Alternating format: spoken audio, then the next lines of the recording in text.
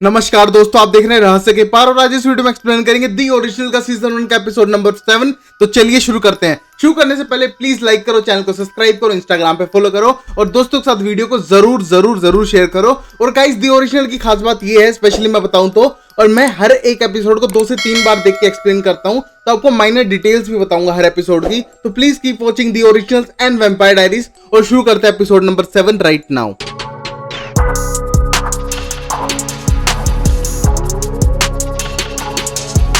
अब हम पहला सीन देखते हैं फ्रेंच क्वार्टर का, और वहां पर हम देखते हैं कि मार्शल खड़ा था और जितने भी उसके वैम्पायर्स थे वो सब नीचे खड़े थे, जो नाइट वॉकर्स थे, और उन सबको एक तरह से चैलेंज देता है कि तुम फाइट करो, जो बढ़िया फाइट करेगा उसको मैं अपने इनर सर्कल में लूंगा और as a gift day light ring दूंगा एज अ रिवॉर्ड। और ये कहने के बाद हम देखते हैं सर्कल बना लेते हैं और बोलते हैं एक के बाद एक लड़ेंगे, और 2 कंटेस्टेंट को बुलाता है। एक बड़ा सा आदमी होता है, एक लड़की होती है, उनके बीच में कंपटीशन होता है और ये सब जोशुआ भी देख रहा था। उन दोनों के बीच में लड़ाई होती है, जो जीतेगा वो इनर सर्कल आने के बहुत ज्यादा करीब हो जाएगा। तभी हम देखते हैं उनकी लड़ाई देख के जोशुआ एक तरह से डर जाता है, क्योंकि बहुत ही सेंसिटिव बंदा था। और वहीं पर हम देखते हैं कि लड़की लड़के को मात दे देती है, और ये देख के अब मार्शल बहुत खुश होता है। और तभी हम देखते हैं कि पीछे से क्लाउस आता है और लड़की की भी गर्दन तोड़ के गिर देता है और कहता है मुझे तुमसे कुछ बात करनी है, और इन बच्चों के साथ क्या खेल रहे हो मार्शल। और वहीं पर अब अलाइजा भी आ जाता है और अलाइजा बोलता है कि लड़की को वापस कर दो और वरना तुम्हारे साथ अच्छा नहीं होगा। और ये कहने के बाद अब मार्शल बोलता है मेरे ही घर में आके मुझे ही धमकी दे रहे हो, मुझे लगता है तुम हेली की बात कर रहे हो जिससे मैं कल मिला था, वो ब्राउन हेयर वो वाली लड़की ना। और ये कहने के बाद बोलते हैं हाँ उसी को वापस कर दो। और ये कहने के बाद मार्शल बोलता है यहाँ तो है भी नहीं और मैंने उसको लिया नहीं, उसका बिची एटीट्यूड बहुत ज्यादा है। और ये कहने के बाद बोलता है मुझे नहीं पता वो कहाँ है और तुम मेरे घर में आके ऐसे अपनी नहीं चला सकते हो। और तभी क्लाउस बोलता है कि तुम्हारा घर नहीं है जो इतना वो बन के दिखा रहे हो। और ये कहने के बाद अब मार्शल बोलता है अच्छा रुको, अगर सोचो अगर वो तुम्हारे पास नहीं है, मेरे पास नहीं है, तो हेली है कहाँ।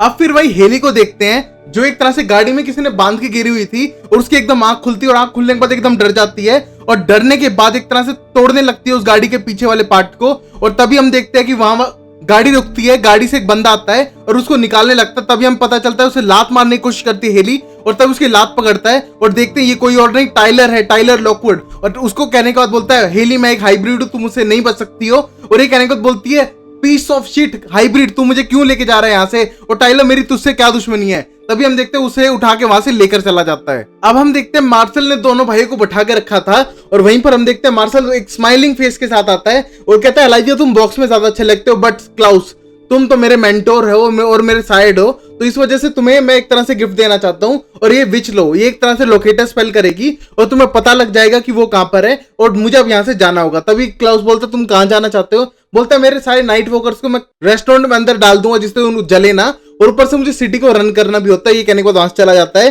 और जो विच होती है सबीन, वो बोलती है कि वो ढूंढने की पूरी कोशिश करेगी हेली को। अब हम देखते हैं टाइलर को एक तरह से जिसने हेली को लेके आ चुका था और हेली का हाथ पैर बांध के रखे हुए थे। तभी हम देखते हैं टाइलर एक चाकू निकालता है और ये देख के हेली डर जाती है और कहती है तुम इस चाकू से क्या करोगे। बोलता है ये तुम पे डिपेंड करता है कि तुम क्या करवाओगी। तभी उसके हाथ पैर खोलता है और ये खोलने के बाद बोलता है कि हेली तुम कितनी बदल चुकी हो और तुम कहां पर थी तुम्हें पता है। और ये कहने के बाद हेली बोलती है मैं कहां पर थी, मैं मेरे घर के बैकयार्ड में थी जब तुमने मुझ पर अटैक किया। और ये कहने के बाद अब टाइलर बोलता है नहीं तुम अपने बैकयार्ड में नहीं थी, उस साइको क्लाउस के बैकयार्ड में थी और एक तरह से तुमको बंदी बना के रख रहा था और एक तरह से तुम हाइब्रिड बच्चा है तुम्हारे पेट में। और ये कहने के बाद हेली बोलती है तुम भूल गए कि मैंने तुम्हें हेल्प की थी। और ये कहने के बाद टाइलर बोलता है नहीं वो दूसरी थी और तुम बिल्कुल अलग हो और वो बिल्कुल भी नहीं हो हेली जिसको मैं जानता हूं। और ये कहने के बाद अब हम देखते हैं टाइलर को जो बहुत ज्यादा गुस्सा हो चुका था, गुस्सा होने के बाद हेली के पास आता है, उठ के उसको बर्थ मार्क दिखाता है और कहता है तुम्हें पता है तुम एक रॉयल फैमिली से आती हो एक तरह से वेयरवुल्फ में इस रीजन के, बट अब देखो यहाँ पर कुछ भी नहीं बचा है और इन वैम्पायर्स की वजह से सब मारे गए हैं। तभी हम देखते हैं उसे एक लेडी दिखती है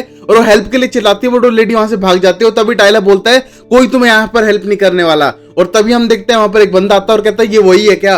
और तभी टाइलर बोलता है हाँ ये वही है और उसको अंदर लेके जाओ। तभी हम देखते हैं वो बंदा उसको जबरदस्ती खींचते हुए उस शेड के अंदर बंद कर देता है। अब हम देखते हैं अलाइजा और क्लाउस मिलके उस विच के साथ लोकेटर स्पेल करते हैं और पता लगाते हैं कि हेली कहां पर है। तभी पता चलता है उनको एक डीप जंगलों के बीच बायू प्लेस के अंदर है वो, और वहां पर वेयरवुल्फ पहले रहा करते थे और शायद अभी भी हैं और वो उनकी कंपनी में होगी शायद। और ये कहने को क्लाउस बोलता है उसको हमसे ज्यादा शायद वेयरवुल्फ ज्यादा पसंद है इसलिए हमें छोड़ के चली गई। तभी हम देखते हैं अलाइजा को इस बात पे यकीन नहीं हो रहा था। अब हम देखते हैं कि अलाइजा और क्लाउस एक साथ जंगलों में वापस वहां पर आ चुके थे ढूंढने के लिए हेली को, और हम देखते हैं कि उसी मोमेंट पे दोनों बात करने लगते हैं और तभी क्लाउस बोलते हैं कि तुम आजकल उस लड़की के ऊपर ज्यादा ही ध्यान दे रहे हो और एक तरह से तुम उससे इंप्रेस हो चुके हो शायद। और ये कहने के बाद बोलते हैं शायद तुम उसको इंप्रेस करने के लिए एक तरह से भाषण चला रहे हो और एक तरह से फैमिली बनने का और एक तरह से ऑर्डर देने का, दोस्त जमाने का दिखा रहे हो। और ये बोलने के बाद अलाइजा बोलता है कि तुम उस लड़की को सिर्फ एक इंक्यूबेटर की तरह यूज कर रहे हो बच्चा पैदा करने के लिए, तो तुम गलत हो।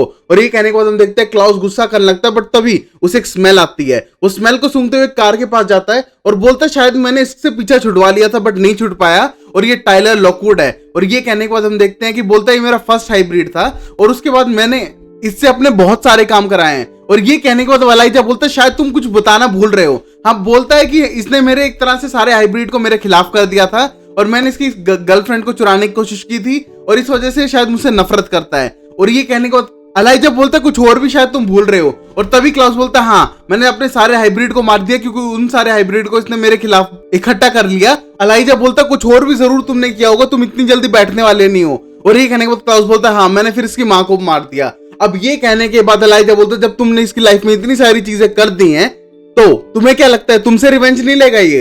एक तरह से अब अगर हेली को कुछ हुआ तो इसके जिम्मेदार सिर्फ तुम होगे। और ये सुनने के बाद हम देखते हैं कि क्लाउस बोलते हैं तुम यहाँ से चलो और मुझे इसके बारे में कोई बात नहीं करनी है। और तभी हम देखते हैं उसको एक और स्मेल आती है और वो सूंघते हुए वहां से जाने लगता है। अब हम देखते हैं जोशुआ को, जो एक तरह से बैठा हुआ था और बहुत ही ज्यादा डिप्रेस था, उसको लगता था कि शायद मार्शल उसे पकड़ ले। तभी हम देखते हैं उसी मोमेंट पे मार्शल वहां आता है और कहते हैं तुम अकेले क्यों बैठे हो, दूसरों के साथ एंजॉय क्यों नहीं करते हो? और तभी जोशुआ बोलता है नहीं, मुझे अकेला बैठना थोड़ा पसंद है। और तभी हम देखते हैं जोशुआ उसके साथ बैठ जाता है और वहीं पर मार्शल उसके साथ जोक क्रैक करने लगता है। और फिर जोक क्रैक करते हुए पूछते हैं मैंने तुम्हें देखा था उस प्लांटेशन के पास जहां पर क्लाउस रहता है। और ये सुनने के बाद हम देखते हैं वो एकदम डर जाता है जोशुआ और वहां से जाने की कोशिश करता है। और तभी हम देखते हैं मार्शल के बंदे उसको घेर के खड़े थे और ये देख के मार्शल हंसने लगता है और वहीं पर जोशुआ की हालत बहुत बुरी तरह से खराब हो जाती है और शायद अब जोशुआ को मार डालेगा। अब हम देखते हैं कि अब जोशुआ को उठा के सीधा मार्शल ले आता है डवीना के पास और डवीना बोलती ये क्या है और तुम यहाँ पर मैजिक होने लग रहा है, वहां पर एक विच मैजिक कर रही है। तभी बोलता है हाँ, वो तो मैंने अप्रूव करके करवाया था।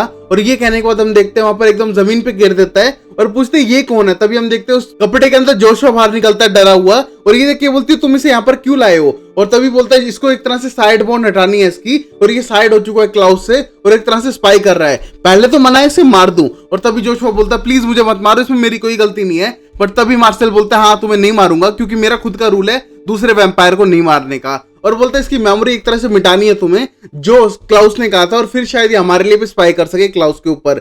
और ये कहने के बाद हम देखते हैं कि अब डवीना बोलती है आराम से कर लेगी बट पेन बहुत होने वाला है। हम देखते हैं कि अब जोशुआ बहुत बुरी तरह से डरा हुआ था और कहता है कितना पेन? और ये कहने के बाद हम देखते हैं बोलता है बहुत ज्यादा पेन। और तभी हम देखते हैं उसके हाथ से पेन स्टार्ट करती है उसकी मेमोरीज लेना जिससे कि उसका साइड बॉन्ड हट सके।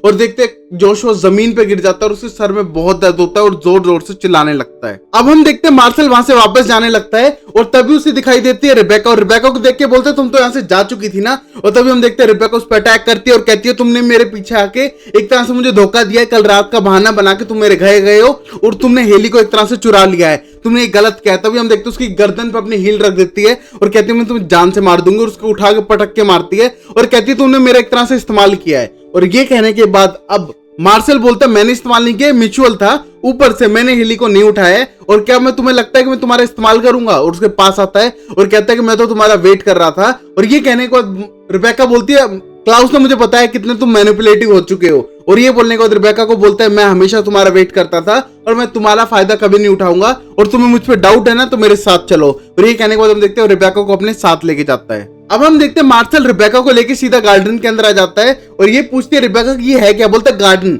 मैंने इसका नाम गार्डन रखा है, जो लोग मुझे बिट्रे करते हैं मैं उनको यहाँ गार्ड देता हूँ। और ये देख के बहुत ज्यादा क्रीप आउट हो जाती है रिबेका और वो उसका अंदर लेके जाता है और एक तरह से मैप दिखाता है और कहता है तुम्हें क्या लगता है इस मैप को देखकर जो किसी घर का था? और ये देख के बोलती है 2 स्टोरी बिल्डिंग्स, बड़ा अच्छा घर है। और ये कहने के बाद अब मार्शल बोलता है हाँ, ये मैंने तुम्हारे लिए डिजाइन किया था, मुझे लगा था तुम एक दिन वापस आओगी और तुम्हारे वेट करते करते मैं अब तक वेट कर रहा था और ये मैंने खुद डिजाइन किया था हमारे लिए कि हमारा खुद का एक घर होगा। बट जब तुम नहीं आई तो मैंने इसको लोगों को पनिशमेंट करने के लिए रख दिया। और ये कहने के बाद बोलता है कि मैं तुम्हें हमेशा चाहता था बट प्रॉब्लम क्या है कि तुम वापस आई भी तो सिर्फ अपने काम की वजह से, मेरे लिए नहीं।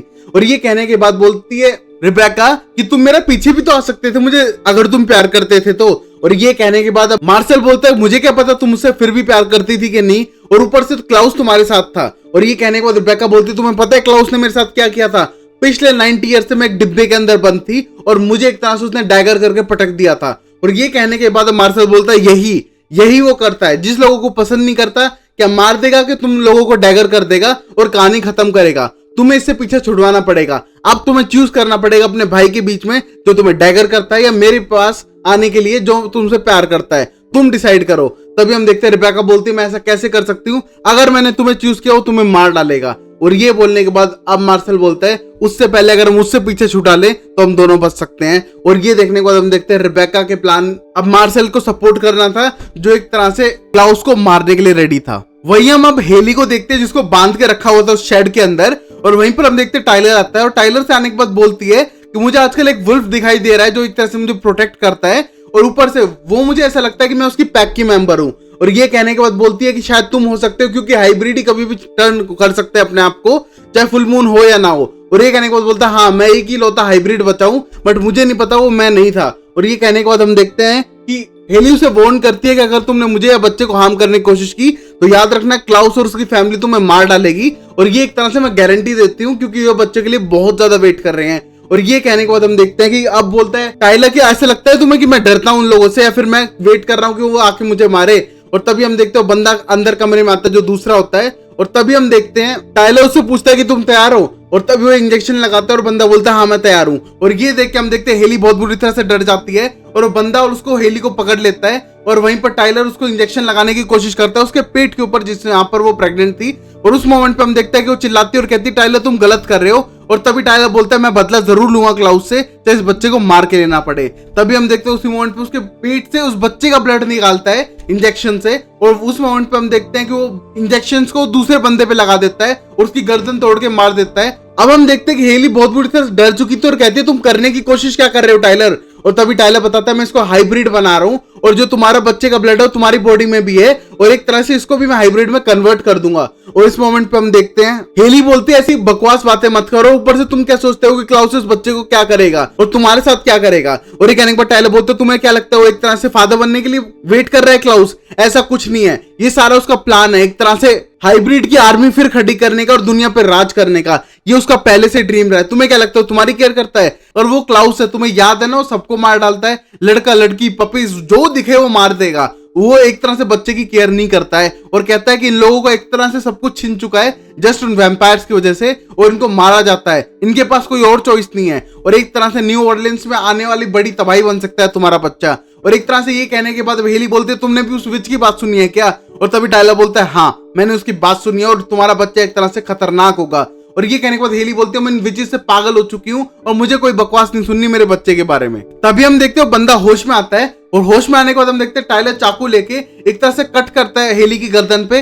और उसको कहता है कि इस पे फीड करो जाके। तब हम देखते हैं वो फीड करता है जाके हेली के ऊपर वो, और हेली चिल्लाती है दर्द के मारे। और तभी हम देखते हैं कि ये करने के बाद वो बंदा एक तरह से कंट्रोल खोने लगता है हाइब्रिड बनने के बाद और एक तरह से भागने लगता है उस जगह से। और ये देख के टाइलर सोचता है कि शायद ये मरने वाला है और एक प्रॉपर हाइब्रिड ट्रांसफॉर्मेशन नहीं हुआ है।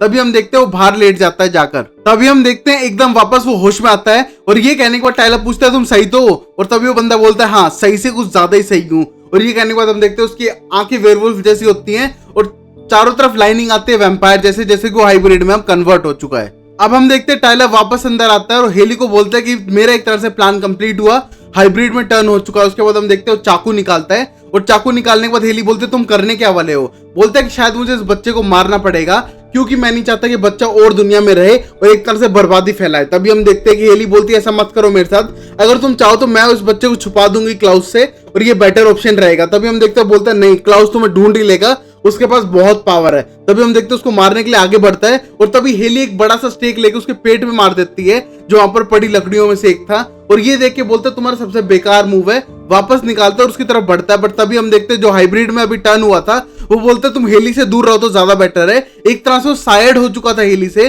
तभी टाइलर बोलता है कि तुम क्या बकवास कर रहे हो? और ये कहने के बाद हम देखते हैं कि हेली समझती है इस सिचुएशन को और बोलती है तुमको एक तरह से मारने की कोशिश कर रहा था और मुझे भी मारने की कोशिश कर रहा था और कह रहा था हाइब्रिड बुरी चीज है।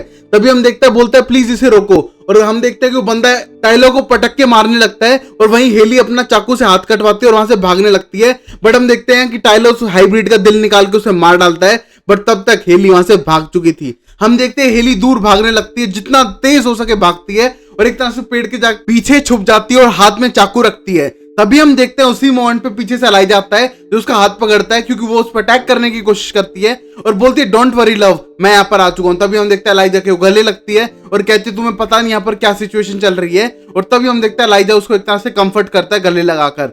और उसी मोमेंट पे हम देखते हैं कि इस मोमेंट पे टाइलर उसे ढूंढने लग रहा था हर जगह और बोल रहा था हेली छुपने की कोई जरूरत नहीं है, तुम्हें मार के रहूंगा मैं। पर तभी हम देखते हैं वहां पर क्लाउस आ जाता है और बोलता है तुम्हारा कितना गिरने का लेवल है, क्योंकि तुम एक प्रेग्नेंट वुमन को हार्म करने के लिए तैयार हो, मेरे को एक तरह से रिवेंज लेने के लिए। तभी हम देखते हैं अब इस सिचुएशन में टाइलर डरने लगा था, बट तभी वो बोलता है कैरोलाइन को क्या लगेगा अगर तुम्हें पता चलेगा कि तुम एक प्रेग्नेंट वुमन को हार्म करने की कोशिश कर रहे हो। और ये कहने के बाद हम देखते हैं टाइलर उससे थोड़ा दूर जाने लगता है और कहता है कि जो तुम्हारे साथ रहेगी तो तुम जैसी बन जाएगी ना वो भी। हेली एक तरह से ये कहने के बाद पीछे हटने लगता है और वहीं पर हम देखते हैं कि क्लाउस बोलता है कि अब देखना मैं तुम्हारे साथ क्या करता हूँ, तुमको मार डालूंगा। तभी टाइलर बोलता है अगर तुमने ऐसा किया तो कैरोलाइन तुम्हें शायद कभी माफ ना कर सके। और तभी हम देखते हैं कि वो उसकी तरफ बढ़ता है, बट तभी हम देखते हैं टाइलर वहां से भाग जाता है और ये देख के क्लाउस स्माइल करता है और उसका पीछा करना शुरू कर देता है। अब हम देखते हैं कि एक तरह से पकड़ लेता है क्लाउस उसे और दूरी पे जाने के बाद हम देखते हैं कि टाइलर उसे मारने लगता है जोर जोर से और कहता है कि तुमने मेरी लाइफ बर्बाद कर दी और मैं तुम्हारी करके रहूंगा, और उसे जोर जोर से मारने लगता है। और ये देखने के बाद हम देखते हैं क्लाउस हंसने लगता है मार खाते हुए भी और बोलता है कि चलो तुम्हारी माँ तो यहाँ पर है नहीं जिंदा, ये तुम्हारी हरकतें देखने के लिए। और तभी हम देखते हैं कि अब टाइलर को और गुस्सा आता है, बट तभी हम देखते हैं क्लाउस उसे रोकता है, पकड़ता है और उसे मारना शुरू करता है और कहता है कि जो तुम कर रहे हो वो क्या सही नहीं है और एक तरह से मैं तुम्हें एक तरह से रिवेंज लेके रहूंगा। और उसको दीवार के लगाता है और उसका दिल बाहर निकालने की कोशिश करता है। और ये देखने के बाद टाइलर बोलता है हाँ निकाल लो मेरा दिल और खत्म करो मेरी लाइफ। और ये कहने के बाद अब क्लाउस बोलता है ना, इतनी जल्दी मैं तुम्हें नहीं छोड़ने वाला वापस, और तुम्हें थोड़ा रिग्रेटेड फील कराऊंगा और तुम्हारी जो जिंदगी है उसको एक तरह से जहन्नुम बना दूंगा। और ये कहने के बाद उसे कंपेल करता है और कहता है कि तुम हमेशा ये सोच के रहना कि तुम्हारी सबसे बेकार जिंदगी चल रही है और तुम्हारी दुनिया एक तरह से खत्म होने की कगार पे है। इस तरह से उसे कंपेल करता है और कंपेल करके छोड़ देता है और बोलता है कि मैं तुम्हें मारूंगा नहीं, मैं तुम्हें तड़पने के लिए छोड़ूंगा। और ये कहने के बाद वहां से चला जाता है। हम देखते हैं ये सुनने के बाद अब टाइलर बहुत ही ज्यादा निराश हो चुका था। अब इस टाइम पे देखते हैं हेली बैठी हुई थी एलाइजा के साथ और हेली बताती है सारा प्लान जो उसे टाइलर ने बताया क्लाउस का, कि एक तरह से वो हाइब्रिड की आर्मी खड़ी करना चाहता है और इसी के लिए इस बच्चे की केयर करता है। और ये सुनने के बाद अब एलाइजा बोलता है अगर मुझे तुम्हें और इस बच्चे को क्लाउस से बचाना पड़ा तो मैं उसके लिए भी तैयार हूं और मैं इस बच्चे को हर हाल में बचा के रहूंगा और ये मैं गारंटी देता हूं। तभी हेली बोलती है मैं अपना ख्याल रख सकती हूँ। और तभी हम देखते हैं वापस वो शेड की तरफ चलने लगते हैं। अब हम देखते हैं इस टाइम पे रिबेका एक तरह से समझाने की कोशिश कर रही थी और बता रही थी मार्सेल को कि तुम एक तरह से हार्म कर ही नहीं सकते हो क्लाउस को, एक तरह से क्लाउस तुम्हें मार ही डालेगा और इतना इजी नहीं है। और ये कहने के बाद क्लाउस को मारने की प्लानिंग बोलता है कि मेरे पास एक बहुत पावरफुल विच है, वो आराम से उसे मार सकती है और ये कोई बड़ी बात नहीं है उसके लिए। और ये कहने के बाद हम देखते हैं कि रिबेका उसे समझाती है कि तुम्हें नहीं पता रियलिटी, अगर तुम उसको विच से मरवा दोगे तो तुम भी मर जाओगे। एट लास्ट क्लाउस जीतता ही जीतता है, वो कभी नहीं मरने वाला, मरेगा तो तुमको लेके मरेगा, उसकी पूरी साइड लाइन खत्म होगी और ये आसान बात नहीं है और इतना इजी नहीं है, तुम मान लो मेरी बात। तभी हम देखते हैं ये कहने के बाद बोलते हैं चलो ऐसा करते हैं, उसको मार नहीं सकते हैं, उसको हम जिंदा गाड़ देते हैं और दबा देते हैं, इस बहाने हम एक तरह से उससे बदला लेके रहेंगे और वो जरूरी भी है। और ये कहने के बाद बोलती है उसकी बहन की इतना इजी नहीं है, तुम क्या इन लोगों की तरह इसको यहाँ पर दबाओगे, वो बहुत ही ज्यादा पावरफुल है। और ये कहने के बाद हम देखते हैं बोलते हैं एक बार तो ट्राई करना पड़ेगा मेरे लोगों के लिए और तुम्हारे लिए मैं करके रहूंगा। अब हम देखते हैं डिवीना को एक तरह से मैजिक करने लग रही थी जोशुआ के ऊपर और जोशुआ बोलता है ये दर्द मुझसे सब सहा नहीं जा रहा है और तभी वो बोलते हैं चलो एक रेस्ट ले लो तुम। और ये कहने के बाद हम देखते हैं जोशुआ रेस्ट लेता है और तभी हम देखते हैं डिवीना उससे पूछती है कि तुम्हें म्यूजिक कौन सा पसंद है और तभी जोशुआ बोलता है तुम मुझे इतना पेन कर रही हो इस टाइम मुझे म्यूजिक कैसे याद आएगा। और ये कहने के बाद हम देखते हैं वो एकदम शांत हो जाती है और तब हम देखते हैं जोशुआ बोलता है मेरी लाइफ कितनी खराब हो चुकी है। और ये कहने के बाद अब डिवीना बोलती है उसकी लाइफ कौन सी कम खराब है, एक तरह से वो एक विच बन चुकी है और उसके पीछे पूरा कवन पड़ा है उसको मारने के लिए और अभी 16 साल की है, इस टाइम पे उसे क्लब जाके पार्टी करना चाहिए। और तभी हम देखते हैं कि जोशुआ हंसते बोलता है 4 साल पहले मैं भी 16 का था और ऊपर से मैं भी बहुत पार्टियां करता था, हर पार्टी में मैं रहता था, बट अब देखो मेरी दूसरी लाइफ स्टार्ट हो चुकी है, इस लाइफ में मुझे सिर्फ लोगों को मारना है, उनका ब्लड पीना है और डे लाइट रिंग के लिए लड़ना है एक तरह से कॉम्पिटिशन में, यही लाइफ रह गई है मेरी। और ये कहने के बाद बहुत ज्यादा उदास हो जाता है और तभी हम देखते हैं डिवीना बताती है उसकी लाइफ भी कुछ ऐसी ही है, एक कवन ऑफ विचेस उसे मारना चाहती है बट वो उन सारे विचेस को मार देगी और यहाँ पर उसको सेफ रखता है मार्शल। अब हम देखते हैं थोड़ी देर बाद जोशुआ का एक तरह से सही हो चुका था वो और उस पर पूरा स्पेल वर्क कर चुका था और उसका पूरा फेस पसीनों से भरा था और खड़ा होता है और कहता है यस ये वर्क कर चुका है, मुझे अब बिल्कुल भी चिंता नहीं है कि क्लाउस क्या सोचता है और थैंक्स अ लॉट मुझे बचाने के लिए। और ये देखने के बाद हम देखते हैं डवीना भी बहुत ज्यादा खुश होती है और एक तरह से उसने उसकी जान बचा ली थी। तभी जोशुआ बोलता है थैंक्स अ लॉट, पहले मुझे बहुत चिंता थी कि क्लाउस क्या सोचेगा, अब सक क्लाउस कौन केयर करता है वो क्या है। और ये कहने के बाद बोलता है थैंक्स अ लॉट। और तभी हम देखते हैं डवीना ओके बोलती है बट उसका मन बहुत ज्यादा उदास था। और तभी जोशुआ पूछता है क्या हुआ, तभी डवीना बताती है कि मार्शल तुझे चाहता है कि मैं तुझे सब कुछ भुला दूं कि मैं तुमसे मिली थी। और ये कहने के बाद बोलता है यार ऐसा मत करना, तुम तो मेरी अच्छी दोस्त बनी थी और तुम ही तो एक नॉर्मल लगी मुझे यहाँ पर। और नॉर्मल सुनने के बाद डवीना बोलती है नॉर्मल, मैं एक 16 साल की विच हूँ। और ये कहने के बाद अब जोशुआ बोलता है हाँ मैं बहुत डिफरेंट हूँ, 20-year-old गे बॉय जो क्लब में था और एक तरह से मरने के बाद वैम्पायर बन गया, मैं भी कौन सा अलग हूँ। ये कहने के बाद हम देखते हैं दोनों हंसने लगते हैं। और तभी जोशुआ बोलता है पिंकी प्रॉमिस, मैं किसी को नहीं बताऊंगा तुम्हारे बारे में और ये सीक्रेट हम दोनों के बीच रहेगा। और ये कहने के बाद वो दोनों एग्री हो जाते हैं सीक्रेट को रखने के लिए। अब हम देखते हैं हेली और एलाइजा पहुंच चुके थे उसी शेड के पास और जहां पर हम देखते हैं कि क्लाउस था और क्लाउस ने जो डेड बॉडी थी हाइब्रिड के बाहर फेंकता है और बोलता है ये हाइब्रिड है, मैंने पता कर लिया है और ये मैंने टर्न नहीं किया, तुम बताओ कि किसने किया है। और ये कहने के बाद हेली को गुस्सा आता है और कहती है तुम्हें सब पता है, तुम बकवास कर रहे हो। उसे मारने के लिए आगे बढ़ती है तभी एलाइजा उसे रोकता है और ये देख के क्लाउस बोलता है ओहो तुम्हारी दोस्ती हो गई है लगता है अब। और ये कहने के बाद बोलता है कि अब तुम मुझ पे क्या इल्जाम लगाने वाले हो जो मैं पता करना चाहूंगा तुमसे। और ये कहने के बाद हम देखते हैं कि एलाइजा बोलता है कि हमें पता चला है कि तुम एक तरह से पूरी अपनी हाइब्रिड की सेना बनाने वाले हो और बच्चे को इसलिए चाह रहे हो। और ये सारी थ्योरी टाइलर ने हेली को बताई है, हेली ने मुझे बताई है कि तुम इस बच्चे का यूज करोगे अपनी आर्मी बिल्ड करने के लिए और तुम्हारा प्यार व्यार कुछ नहीं है। और ये कहने के बाद क्लाउस बोलता है हाँ, क्लाउस ने कहा कि तुम्हें जो लगता है तुम सोच सकते हो, मैं कुछ नहीं कहूंगा, बट तुम एक बात सोचो, हेली ने कहा तुमने मान लिया, तुम 1% सोच के तो देखो। तभी एलाइजा बोलता है तो तुमने क्या सोचा है तुम वो बताओगे। और बोलने के बाद बोलता है मेरा ऐसा कोई प्लान था नहीं, ऊपर से तुम्हें लगता है तो लगने दो, और कोई और कहेगा तो मैं मान लूंगा, मैं अपने खुद के बच्चे को एक तरह से यूज करूंगा। और ये कहने के बाद हम देखते हैं कि वो काटने लगता है और एक तरह से एलाइजा को काट के वहां से चला जाता है और कहते हैं एक दूसरी कंपनी एंजॉय करना और तुम्हें हेलुसिनेशन शुरू होने वाला है एलाइजा। और ये कह के वहां से भाग जाता है गुस्से में। अब हम देखते हैं हेली अभी जाती है शेड के अंदर और ढूंढने लगती है अपने फैमिली के बारे में सबूत। तभी हम देखते हैं वो बोलती है एलाइजा से तुम जा सकते हो वैसे अगर जाना चाहो तो, और यहाँ पर जरूरी नहीं है रहना। तभी हम देखते हैं एलाइजा बोलता है मैं यहाँ पर रह के तुम्हारी हेल्प करना पसंद करूंगा और मैं तुम्हारी सिचुएशन समझता हूँ कि फैमिली मेंबर से इरिटेशन हो रखी है और पूरी सिचुएशन समझ रहा हूँ तुम्हारी, तुम टेंशन मत लो। और ये कहने के बाद बोलता है कि हाँ मैं भी समझ सकती हूँ कि तुम्हें एक तरह से क्लाउस की चिंता है। और तभी बोलता है हाँ क्लाउस की चिंता तो है, क्लाउस ने भी बहुत हॉरेबल काम किया अपनी लाइफ में, रिबेका ने भी किए हैं और शायद मैंने भी। और ये कहने के बाद हेली बोलती है प्लीज तुम अपने आप को क्लाउस से कंपेयर मत करो, तुम उसके जैसे नहीं हो। और ये कहने के बाद हम देखते हो बाहर जाने लगती है फ्रेश एयर के लिए और तभी उसे एक बुक दिखाई देती है जिस बुक को उठाती है और कहती है बाइबल है, बट उसको पढ़ने लगती है, पता चलता है फैमिली हिस्ट्री लिखी हुई थी और अलग अलग नाम लिखे हुए थे उनकी बर्थ डेट के साथ। तभी हम देखते हैं उसको एक लास्ट नाम दिखता है जिसका नाम था एंड्रिया, उसकी बर्थ डेट बिल्कुल हेली से मिलती थी, जिसको समझ के देखती है कि उसकी जो रियल नाम वो है एंड्रिया है और उसका फैमिली ट्री एक तरह से वेयरवुल्फ से बिलोंग करता है। अभी हम देखते हैं कि क्लाउस घर पे आ चुका था और घर पे आने के बाद हम देखते हैं रिबेका उसको मिलती है और रिबेका पूछती है यहाँ पर एलाइजा और हेली कहाँ पर है। और वो बोलता है कि वो एक तरह से मेरे खिलाफ खड़े हो गए थे और हेली ने एलाइजा को भड़का दिया था। और ये कहने के बाद बोलता है तो फिर मैंने एलाइजा को काट लिया। और ये कहने के बाद अब रिबेका बोलती है काट दो, एक तरह से डैगर मार दो, तुम्हें कुछ और आता है भाई को करने के साथ में। और ये कहने के बाद हम देखते हैं कि क्लाउस बोलता है वो मेरे खिलाफ खड़ी थी, अब मैं क्या करता करने के लिए। और बोलता है कि मेरे रास्ते में जो भी आता है मुझे उसको एक तरह से हटाना ही पड़ता है। और ये कहने के बाद रिबेका बोलती है प्लीज तुम इन चीजों को बकवास बंद करो और एक तरह से अपने भाई के साथ तो बना के रखो, मुझे आना पड़ता है हमेशा तुम्हारी लड़ाई छुड़वाने के लिए। और ये कहने के बाद बोलता है भाड़ में जाने दे भाई को, अभी मुझे मार्शल का एम्पायर गिराने के बारे में सोचना है और मुझे पता है तुम उससे छुप छुप के मिलती है, मुझे उसका प्लान बताओ कैसे काम करता है, कौन कैसे रहता है उसके प्लान में, और ये तुझे मुझे बताना पड़ेगा। और ये कहने के बाद रिबेका बोलती है ऐसा कोई चीज नहीं है, वो सिर्फ एक लॉयल बंदा है जो अपनी टीम के साथ वर्क करता है और वो कुछ भी नहीं जानती है इसके बारे में और वो तुम्हें जाने की भी तो भी नहीं बताएगी कि तुम बेवकूफ हो एक तरह से। और ये कहने के बाद अपने भाई को डांटने लगती है। अब हम देखते हैं लास्ट सीन में मार्शल बैठा हुआ था किसी के साथ और बोलता है हमें पता है कि हेली एक वेयरवुल्फ है, कुछ और नया बताओ। तभी हम देखते हैं सामने टाइलर बैठा था और बोलता है मेरे पास एक इन्फॉर्मेशन है जो एक वैम्पायर के लिए बहुत बुरी न्यूज है। एक तरह से हेली क्लाउस के बच्चे के साथ प्रेग्नेंट है और एक तरह से जो बच्चा होने वाला है पूरी वैम्पायर रेस को खत्म कर देगा।